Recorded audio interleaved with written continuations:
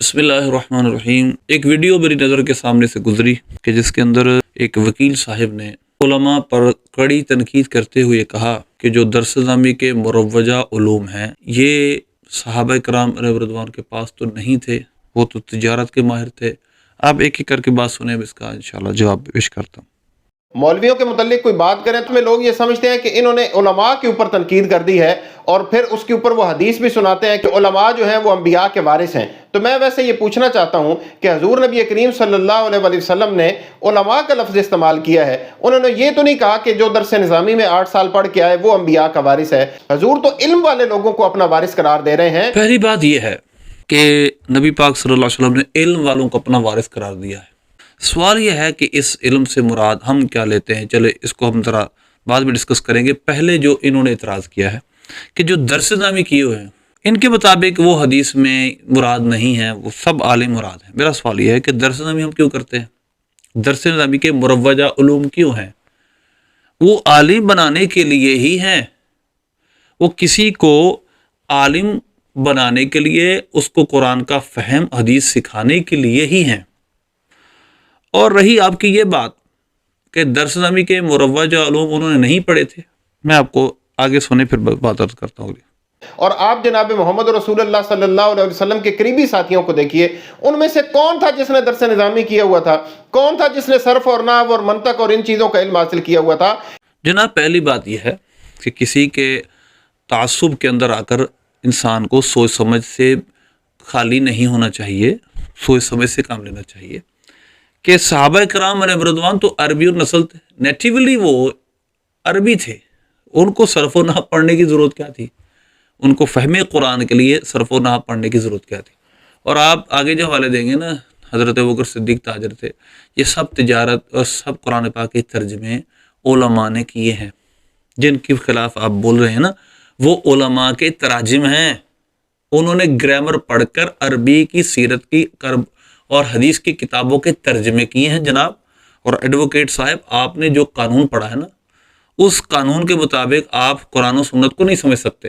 وہ سمجھنے کے لیے آپ کو انہی علماء کے تراجم پڑھنا پڑیں گے۔ آپ یہ سب باتیں بتا رہے ہیں نا، کہ جب کسی نے اس کا ترجمہ کیا تھا تو وہ عالم ہی تھا، اس نے درس نظامی کیا تھا، اس نے صرف و نحو پڑھی تھی۔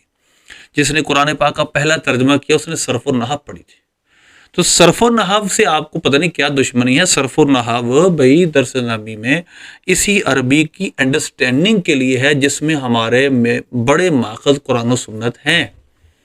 تو اس وجہ سے ان کو تو صحابہ کو درس نظامی پڑھنے کی یا صرف و نحو پڑھنے کی ضرورت کیا تھی؟ وہ تو نبی پاک صلی اللہ علیہ وسلم سے ڈائریکٹ سیکھ رہے تھے، وہ عربی تھے، اور ان کو صرف و نحو پڑھنا ایک عربی کے لیے، ایسے عربی کے لیے جو پہلے ہی ایلوکینٹ عربی ہے، جو پہلے بڑا فصیح و بلیغ عربی ہے، اس کو کہنا کہ پہلے اس کو صرف و نحو پڑھنی چاہیے تھی یا صرف و نحو انہوں نے کیوں نہیں پڑھی ہے، تو سوال ہی عبث ہے، بیکار ہے۔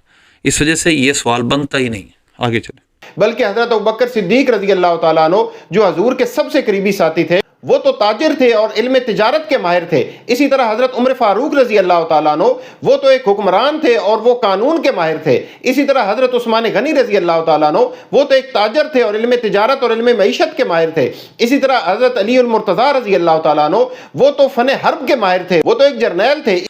اب جناب آپ نے جو 4 باتیں کی خلفاء راشدین کے بارے میں، حضرت ابوبکر صدیق تجارت کے ماہر تھے، اور پھر آپ نے خلفاء راشدین کا تذکرہ کیا، تو وہ تجارت کے ماہر اسلام لانے سے پہلے بھی تھے، لیکن اسلام کی وجہ سے ان کو شان و شوکت نصیب ہوئی، اور جس وجہ سے ان کو شان و شوکت نصیب ہوئی وہ قرآن و سنت ہے۔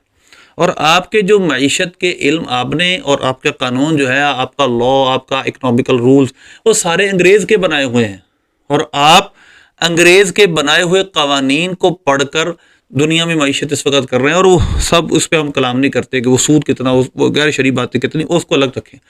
صحابہ نے پہلے تو تاجر تھے، پہلے وہ تجارت بھی کرتے تھے، لیکن اس تجارت کو لیگلائز کیا، شریعت کے قوانین کے تابع کیا، قرآن و سنت کے احکام کے تابع کیا، اور پھر انہوں نے تجارت کی۔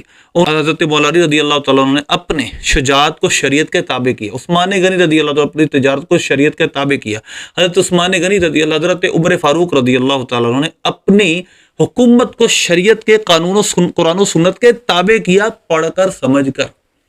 تو وہ قرآن تاجر کے ہونے کے ساتھ پھر عالم دین بھی بنے. وہ بہت بڑے بڑے علماء تھے, وہ قرآن و سنت کو گہرائی سے سمجھتے تھے. اس وجہ سے ان کی تجارت جو پہلے تھی اور اسلام کے بعد والی تجارت, پہلے کی حکمرانی بعد کی حکمرانی, پہلے کی شجاعت بعد کی شجاعت میں زمین و آسمان کا فرق ہے. کیونکہ بعد میں انہوں نے علم دین سیکھا, انہوں نے قرآن و سنت سیکھا, جس سے ان کو اعزاز ملا. تو لہذا آپ جس علم کی بات کر رہے ہیں وہ ڈپینڈ کر رہا ہے سارے کا سارا یورپ پہ. اور آپ کو کیا پتا, آپ نے جو ایڈوکیٹ پڑھے ہیں, آپ نے تو پاکستان کا قانون پڑھا, میں بھی الحمدللہ قانون کا سارا میں نے ایک ایک حرف پڑھا اس قوانین میں جو غیر شرعی باتیں آپ کو نہیں پتا ہوں گی, ہوگی تو اللہ عالم ہو سکتا ہے آپ کو پتا ہو. میں کوئی سرٹینٹی سے آپ کی اس بات کا انکار تو نہیں کرتا, لیکن اس میں غیر شرعی باتیں آج بھی موجود ہیں. تو کوئی بھی قانون, کوئی بھی معیشت, کوئی بھی چیز ہم قرآن و سنت کو پڑھ کر اس کے اندر جو غیر شرعی غیر اسلامی باتیں ہیں اس کو ہم پوائنٹ آؤٹ کرتے ہیں کہ یہ چیز غیر شرعی, یہ غیر شرعی. تو صحابہ کرام علیہ رضوان تاجر تھے, لیکن ان کا اصل جو ان کی شان فضیلت تھی وہ تجارت نہیں تھی. تاجر تو دنیا میں بھی بڑے آج بھی ہیں, بلکہ ان کی اصل بات یہ تھی, انہوں نے اپنی تجارت کو جو پہلے کرتے تھے, اپنی بہادری کو جو ان کے پہلے پاس تھی, اس کو انہوں نے حضور پاک صلی اللہ علیہ وسلم کی شریعت کے تابع کیا, اس کا علم حاصل کیا. اور آپ کہہ رہے ہیں مولا رضی اللہ عنہ شجاعت میں بہت بڑے تھے اور ان کے تو وہ جرنیل بہت بڑے تھے. دراصل یہاں تو آپ کو پورا علم نہیں. او بھائی, مولا علی رضی اللہ تعالیٰ عنہ کو حضور نے فرمایا انا مدینۃ العلم ولی بابوہا, میں علم کا شہر ہوں, علی اس کا دروازہ. آپ کی کتنی علم و حکمت کی باتیں, کتابیں بھری پڑی ہیں آپ کی علم و حکمت سے, خلفائے راشدین کے علم و حکمت کے فیصلوں سے, خلفائے راشدین کی شرعی تعبیرات سے کتابیں بھری پڑی ہیں.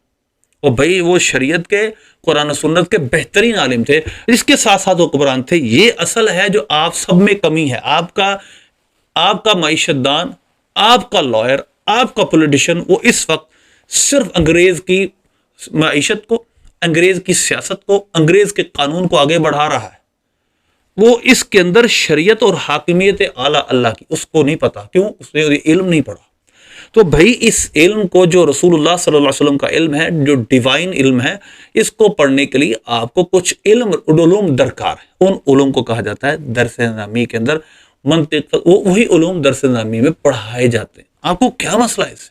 نمبر 2, آپ کے نزدیک اس لیے آپ ان چاروں صحابہ کرام اور خلفائے راشدین کو دیکھیں گے تو یہ تو ان میں سے کوئی بھی وہ نہیں تھا جو ہمارے عام طور پہ جو اصول ہم نے علماء کے لیے وضع کیے ہوئے ہیں, وہ تو اپنے وقت کے ان علوم کے ماہر تھے کہ جن کی اس وقت کے معاشرے اور سوسائٹی کو ضرورت تھی. تو اس کا مطلب ہے کہ اگر آج کے دور میں بھی کوئی علم تجارت کا ماہر ہے, آج کے دور میں بھی کوئی علم قانون کا ماہر ہے, آج کے دور میں بھی کوئی علم معیشت کا ماہر ہے, آج کے دور میں بھی کوئی علم حرب کا ماہر ہے, اور وہ اس اپنے علم کو مسلمانوں کی فلاح و بہبود کے لیے استعمال کرتا ہے, تو وہ اس حدیث کا مصداق ہے.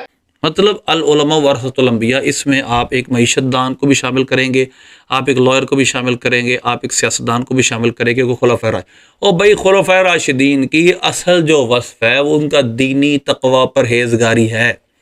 جناب والا, آپ کو جو سمجھ نہیں آ رہی نا, وہ آپ ان کی تجارت اور اس سے انہوں نے خدمت کی, وہ بھی ہے, وہ ایک پہلو ہے, لیکن ان کی شخصیتوں کے سینکڑوں پہلو میں سے ایک پہلو ہے.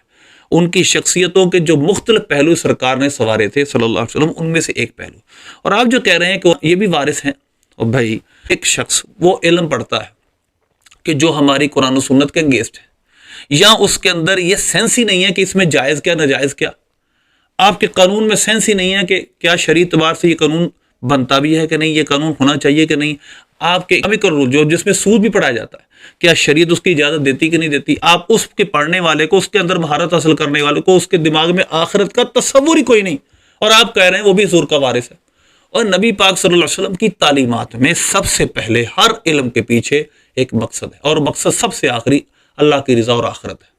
آپ بتائیں کہ آپ کے جو لوگ ہیں ان کو تو قرآن و سنت کا علم ہی نہیں. اکثریت آپ کی معیشت دانوں کی, آپ کے سیاستدانوں کی, آپ کے پولیٹیشنز کی, آپ کی لائرز کی قرآن پڑھنا ہی نہیں جانتی, ان کو قرآن پاک کے متعلق پتہ ہی نہیں. اور خلفائے راشدین کا سب سے نمایاں وصف کیا تھا, وہ قرآن کی بہترین تفسیریں جانتے تھے, وہ قرآن و سنت کے بہترین علوم کے ماہر تھے. اس وجہ سے وہ نبی پاک صلی اللہ علیہ وسلم کے علم کے وارث تھے. اور یہ بھی علماء اس وجہ سے وارث ہیں کہ وہ حضور پر نازل ہونے والا علم, ڈیوائن میسج کے عالم ہیں. اور آپ وہ شخص کہ جو ڈیوائن میسج کو جانتا ہی نہیں، جو روحانی وہ آسمانی علوم سے بالکل آشنا ہی نہیں، اس کو نبی کے علم کے وارث بنا رہے ہیں، جبکہ نبی کی سب سے نمایاں جو خاصیت ہوتی ہے، نبی کا جو سب سے پرومیننٹ وصف ہوتا ہے، وہ اس کا آسمانی پیغام دینا ہوتا ہے۔ اب ایک شخص اس آسمانی پیغام کو جانتا تک نہیں، آپ اس کو نبی کا وارث بنا رہے ہیں۔ کون سی لاجک، کون سی ریشنلٹی آپ استعمال کر رہے ہیں؟ او بھائی، کسی کا رد کرنے سے پہلے اس کے بیسک مقدمات کو جانتے ہیں۔ آپ نے خلفاء راشدین کو ان 4 اوصاف سے جو دنیاوی اوصاف ہے ممتاز کر دیے، جبکہ ان کا سب سے نمایاں وصف کیا تھا؟ ان کا سب سے نمایاں وصف یہ تھا کہ یہ قرآن و سنت کے، نبی پاک صلی اللہ علیہ وسلم کے علوم کے بہترین وارث تھے، بہترین عالم تھے، تاجر بھی تھے، لیکن اس تجارت کو، اس بہادری کو، اس حکمرانی کو انہوں نے اس ساری شریعت کے تابع کیا تھا جو سرکار لے کر آئے تھے۔ یہی ان کا کمال تھا۔ اگرنہ ابراہم لنکن اور فلاں کا، یہ بھی تو بڑے بڑے پولیٹیشنز ہیں، بڑے بڑے جرنیل گزرے ہیں، بڑے بڑے یورپی دنیا میں بھی جرنیل گزرے ہیں۔ ہم ان کی مثالیں کیوں نہیں دیتے اسلام میں؟ کیونکہ وہ دیندار نہیں تھے، کیونکہ وہ اس ڈیوائن میسج اور انسپائریشن کے ساتھ اپنے آپ کو مربوط نہیں کیے ہوئے تھے۔ اور یہ جو صحابہ تھے اس کے ساتھ کنیکٹڈ تھے، ان کے پاس روحانیت بھی تھی، ان کے ساتھ پاس دین بھی تھا۔ تو نبی پاک صلی اللہ علیہ وسلم کا علم کا وارث وہ ہوگا جو اس ڈیوائن میسج کو، اس آسمانی پیغام کو، خواہ وہ معیشت کے ساتھ تعلق ہو، دین کے ساتھ تعلق ہو، جاننے والا ہو۔ تو میں آپ کی اس بات سن کر بڑا حیران ہوا، آپ نے علماء پر تنقید کرنے سے پہلے اس سناریو کو نہیں سمجھا، اور آپ نے علماء پر اور درس نظامی پر تنقید میں منطق، اور بھائی منطق کا علم کب آیا؟ یہ بڑی گہری باتیں ہیں، آپ لوگوں کو گمراہ کر رہے ہیں۔ اور بھائی منطق اور لاجک کا علم مسلمانوں نے اس وقت سیکھا جب منطق اور فلسفہ کے ساتھ اسلام پر حملہ کیا گیا، جس طرح آج ایتھیزم اور الحاد کے ساتھ مسلمانوں پر حملہ کیا گیا، اس وقت حملہ کیا گیا تھا، اور مسلمانوں نے منطق اور فلسفہ جانا تھا، اور منطق اور فلسفے کے سیم رول آج تک وہی چل رہے ہیں۔ ہاں، تھوڑا سا ناموں کا فرق آیا، کچھ تھوڑا سا اصطلاحات بدلی، لیکن بنیادی وہی سارے اصول ہیں۔ تو اس وجہ سے کسی کے خلاف بولنے سے پہلے اس کے بنیادی مقدمات کو سمجھیں۔ نبی پاک صلی اللہ علیہ وسلم کے علم کا وارث وہی ہوگا جو اس علم کو سمجھے گا، جو اس وحی کو سمجھنے کی کوشش کرے گا جو سرکار پر نازل ہوئی، قرآن سنت، اور اس کے بعد اس کے اخذ ہونے والے اجماع و قیاس۔ تو اس وجہ سے جس نے ترجمہ کیا فارسی میں، جس نے ترجمہ کیا قرآن کا اردو میں، انگلش میں اور کسی اور زبان میں، اور اس نے حدیث کا ترجمہ کیا عربی سے، پہلے اس نے گرامر پڑھی، اس نے گرامر کے اصول پڑھے، ان اصولوں کے تحت ترجمہ کیا، تو لہذا اس کو ہم کہتے ہیں اس میں علم عالی، ٹول ہوتے ہیں، یہ ٹول ہوتے ہیں کسی علم کو سمجھنے کے۔ مثلا آپ نے سارا انگریزی کے اندر قانون پڑھا ہے، تو انگریزی کے اندر جو قانون آپ نے کیوں پڑھا؟ انگریزی کے پہلے ٹینسز سیکھے ہوں گے نا آپ نے، پہلے انگریزی کی گرامر بھی سیکھی ہوگی، پہلے انگریزی پڑھنا بھی سیکھی ہوگی، پہلے انگریزی کسی کے پاس جا کے پڑھی بھی ہوگی نا آپ نے، پھر قانون کسی کے پاس جا کے پڑھا ہوگا، اس کے اصول سیکھے ہوں گے، اس کے زبر زیر کے فرق بھی آپ نے سیکھے ہوں گے۔ جب آپ کسی کیس کو اس کو پرسیوٹ کرتے ہیں عدالت کے اندر، تو کس طرح اس کے اندر زبر زیر اور ڈاٹس کا بھی خیال کیا جاتا ہے قانون لکھنے پڑھنے میں۔ تو لہٰذا یہ آپ کے علم کا وارث بھی وہی ہوگا۔ آپ جب اپنے لائے کسی کو سکھائیں گے جب وہ تمام نقطوں سے واقف ہوگا جو آپ کے قانون میں لکھے۔ تو قرآن کا اور حدیث کا علم جانے بغیر نبی پاک صلی اللہ علیہ وسلم کا وارث کوئی کیسے ہو سکتا ہے؟ ایک ایڈوائس ہے آپ کو، کاش آپ نے امام غزالی جیسے مفکر، تھیالوجین اور انتہا درجے کے ذہین شخص کو بھی پڑھا ہوتا، کہ ہمیں تو یہ سبق ملا ہے کہ اگر دین بھی انسان دنیا کے لیے پڑھے، دین بھی ریاکاری کے لیے پڑھے، تو اس کا بھی آخرت میں کوئی ثواب نہیں۔ اور اگر دنیا بھی، مطلب آپ تاجر بنتے ہیں اور آپ کی نیت یہ ہے میں اللہ رسول کے، تو وہ علم تو آپ کو پھر بھی حاصل کرنا پڑے گا، علم تو فرض ہے اتنا کہ آپ تجارت حلال کر سکیں۔ اگر تجارت بھی آپ کرتے ہیں اس لیے کہ میں حلال تجارت کروں گا، اس سے میں اللہ کے دین کی، غریبوں کی خدمت کروں گا، اپنے گھر والوں کی خدمت کروں گا، فرائض واجبات ادا کروں گا، آپ علم پڑھتے ہیں، آپ طاہر بنتے ہیں، میں غریبوں کے ساتھ سلوک کروں گا تاکہ اللہ مجھے میرے گناہ معاف کر دے، اللہ مجھے بخش دے، تو اس پر آپ ثواب پائیں گے۔ لیکن اگر کوئی شخص قرآن بھی، سنت بھی، حدیث بھی دنیا کے لیے پڑھتا ہے، ہمارے دین کے اندر واضح ہے کہ اس کا کوئی ثواب آخرت میں نہیں۔ صحیح بخاری کی پہلی حدیث، تو انما الاعمال بالنیات، the rewards of deed upon the attentions، اور وَإِنَّمَا لِكُلِّ امْرِئٍ مَّا نَوَىٰ، ہر شخص کے لیے وہی ہے جس کی اس نے نیت کی، یعنی he will get reward according to his attention if he attends for the sake of Allah رسول، he will get reward hereafter۔ اگر ایسا نہیں کرتا تو نہیں ملے گا اس کو کوئی ثواب۔ تو یہ تو ہمارے دین کا بنیادی کانسیپٹ ہے کہ اگر آپ نے آخرت کے اندر ثواب پانا ہے تو اس کے لیے نیت اچھی ہونا اور اللہ رسول کو راضی کرنا ضروری. اور یہی بات ہے کہ اگر آپ اس دینداری کو سیاست سے تمام چیزوں سے باہر نکال دیں تو یہ چنگیزی ہے. جدا ہو دین سیاست سے تو رہ جاتی ہے چنگیزی. یہی چنگیزی ہے جو ہلاکو خاں میں نظر آئی. یہی چنگیزی ہے جو ہٹلر کے اندر نظر آئی. یہی وہ چنگیزی ہے جو فرعون میں نظر آئی, نمرود میں نظر آئی, اور امریکہ میں نظر آئی جب اس نے ہیروشیما پہ بم گرا. لیکن یہی جب انسان کے اندر دینداری سما جائے, وہ حکمرانی کرتا ہے, تو حضرت عمر کی طرح وہ رحم دل ہو جاتا ہے, کیونکہ اس کے اندر قرآن و سنت کا علم ہے, اخلاص ہے, اللہ کو رسول کو راضی کرنے کا جذبہ ہے, اس نے دین پڑھا ہے. حضرت سلیمان علیہ السلام ایک چونٹی کے لیے اپنا پورا لشکر روک دیتے ہیں. تو لہذا سیکولر حکمران, سیکولر معیشت دان, سیکولر لائر اور ایک ریلیجیس لائر, ریلیجیس اکنامکسٹ, ایک ریلیجیس پولیٹیشین میں زمین و آسمان کا فرق ہوتا ہے. یہ وہ چیز ہے جو اسلام سکھاتا ہے. آپ ریلیجیس بنیں گے, اس علم کے وارث بنیں گے, اس علم کو پڑھیں گے جو قرآن و سنت میں ہے, اور اپنی تجارت کو, اپنے شعبے کو اس کے تار ڈھالیں گے, تو آپ پھر دنیا اور آخرت میں ثواب پائیں گے.